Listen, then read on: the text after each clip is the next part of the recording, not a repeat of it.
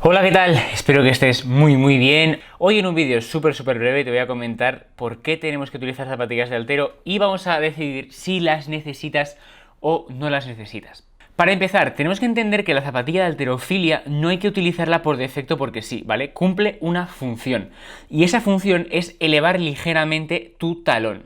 ¿Por qué necesitaríamos elevar ligeramente el talón? Pues porque cuando nosotros tenemos que sacar la rodilla por encima de la punta del pie, o es decir, hacer el gesto de dorsiflexión del tobillo, que al final es lo que haríamos si pasáramos la punta del pie con la rodilla. Muchas veces tenemos poca capacidad de hacer este gesto por determinados factores que no vienen al caso. Entonces, una de las soluciones más sencillas es comprarte una zapatilla de halterofilia. ¿Cómo saber si tengo este problema o no lo tengo? Bueno, pues en muy resumidas cuentas lo que tendríamos que hacer es primero una sentadilla sin peso corporal y grabarnos, ¿vale? Grabarnos de lado. Si vemos que estamos muy inclinados hacia adelante o que se nos curva la espalda baja, significaría que seguramente hay una necesidad de zapatilla de halterofilia. Es un poquito más complejo que eso porque realmente esto lo pueden provocar otros factores, pero en general suele ser debido a esto. Pero para salir de dudas, simplemente ponte alguna pequeña alza en el talón, ya sea un pequeño tocón de madera o un par de libros, y mira si mejora. Si consigues estar mucho más erguido y con la cadera menos curvada o con la espalda baja menos curvada, significa que el origen del problema era el tobillo y se soluciona con unas zapatillas de halterofilia. Porque si te ocurre sin peso en tu casa, aunque con peso, con una barra con peso suele mejorar, seguramente también te pase con peso. Y estarás muchísimo más cómodo y vas a hacer muchísimo mejor las sentadillas si te pones las zapatillas de halterofilia. Ahora, ¿qué características deben cumplir?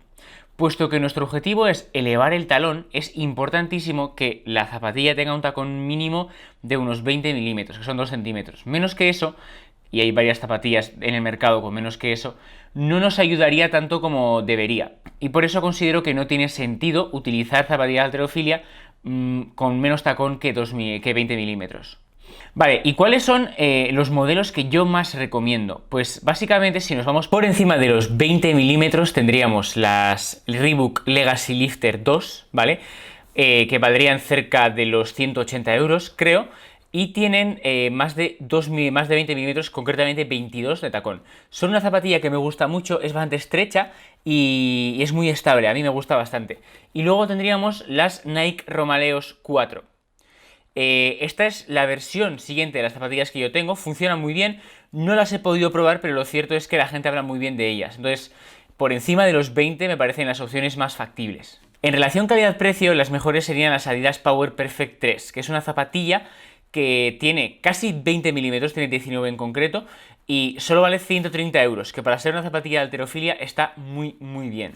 Y luego habría otras opciones que para mí no son tan buenas, como son las Adidas Powerlift 4, que creo que tienen 16 milímetros, y las Nike Sabaleos, que creo que rondan los 13 milímetros. Es decir, son tacones bastante pequeños y en mi opinión no es demasiado eficiente ponértelos. Por eso recomiendo siempre una zapatilla con más tacón. Y para que veas un poquito la importancia que tiene lo que estoy diciendo, se sabe que hay una relación muy grande entre cuánto de tumbada está tu tibia en una sentadilla y lo recto que vas tú. Porque al final lo tumbada que esté tu tibia depende de tu tobillo y al final tu tobillo depende mucho de la zapatilla de halterofilia. ¿Y cuándo puedo utilizarlas? Pues realmente puedes utilizarlas en prácticamente todos los ejercicios de pierna en los que nos interese tener una gran flexión de rodilla.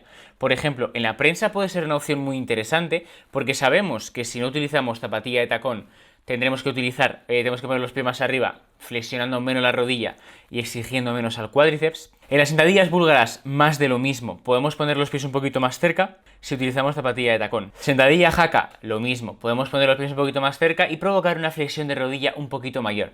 Y obviamente también en las sentadillas, que es el ejercicio en los que más se suele utilizar la zapatilla de tacón. ¿Cuándo no utilizarlas? Pues cuando no necesitamos ningún tipo de flexión de rodilla exagerado o este no depende del tobillo. Por ejemplo, en un leg extension no tiene sentido utilizarlas, en un peso muerto rumano, en un hip thrust tampoco tiene sentido utilizarlas. Al final hay que utilizarlas cuando es necesario y esto es cuando necesitamos movilidad en el tobillo.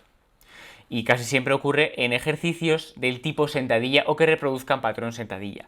Así que no los utilices por defecto en todos los ejercicios que te vengan a la cabeza de pierna porque obviamente en algunos no tiene cabida y no tiene ningún sentido utilizarlo. Así que nada, espero que esta pequeña guía te haya ayudado y por supuesto, si necesitas más ayuda, contacta con tu entrenador. Un abrazo.